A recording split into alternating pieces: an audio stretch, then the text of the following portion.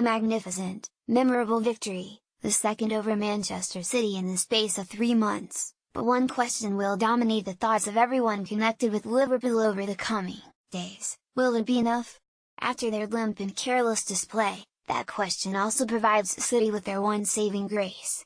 If any side is capable of turning this contest around, it is Pep Guardiola's. If any is capable of throwing away a 3-goal advantage, it is Jurgen Klopp's. The worry for City in the neutral, however, will be that this Liverpool team is gradually becoming more confident in its own skin and improving at that intangible thing called game management.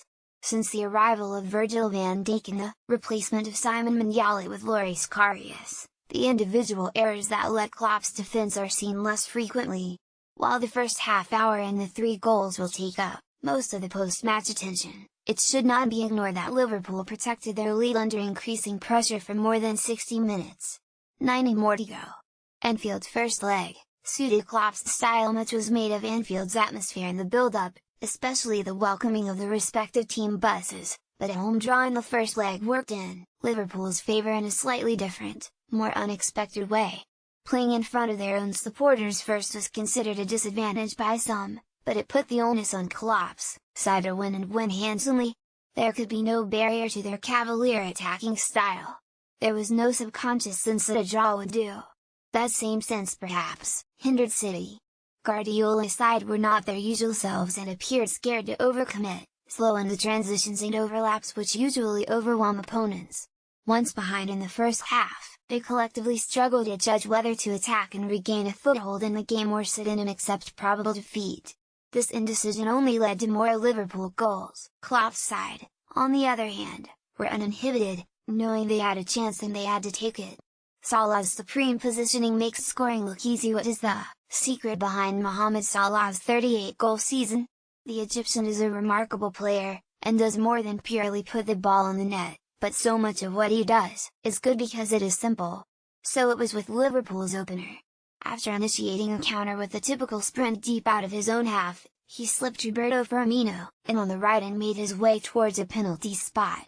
When Ederson blocked Firmino's attempt, Salah carried on moving towards goal, gambling that Firmino might stick a boot in on Walker and send the ball his way. The gamble paid off. Rarely do you see old-fashioned poacher types nowadays. The modern game demands more from its forwards, as the development of a certain Roberto Firmino shows, but Salah alongside him is showing the eternal value of taking up predatory positions, reaping the rewards and making this football arc look easy. Mohamed Salah gave Liverpool their opener. Reuters: Pep's poor away record only gets worse. Pep Guardiola's accepted status as world football's most innovative coach will not change on the back of this result, but the defeat only adds to his curiously poor away record in European knockout ties. Of his 23 Champions League career away legs, the Catalans' teams have only won 5, drawing 10 and losing 9. Not many of those are dead rubbers where the hard work has been done in the home leg, either. Why does such an outstanding manager struggle in this type of encounter? The temptation is to say that he is so dogmatic, so unflinching in his expansive approach that it leaves holes open for home sides to exploit. There were concessions here, though. This was not the free-flowing feats that are usually served up at the Etihad. City seemed conscious of the danger Liverpool posed, and Guardiola has successfully adapted his style to Klopp's sides in the past. Perhaps it is simply a matter of striking the right balance. His players certainly failed to do that here. Manchester City looked way off their best. Reuters: Sterling pays the price for his previous poor returns. The biggest surprise from the team sheets was Raheem Sterling's place among the substitutes. Sterling has enjoyed an excellent campaign this year, but has wilted on previous returns to Anfield, even once being dominated by the forgotten John Flanagan. His display here in January, amid the usual boos and jeers, was perhaps his worst of the campaign. The 23-year-old is a stronger character than many give him credit for, but Guardiola's decision to take him out of the firing line for this first leg was intriguing. Was it a concession to the Anfield atmosphere, or done in the hope that Sterling would settle better as a second-half substitute?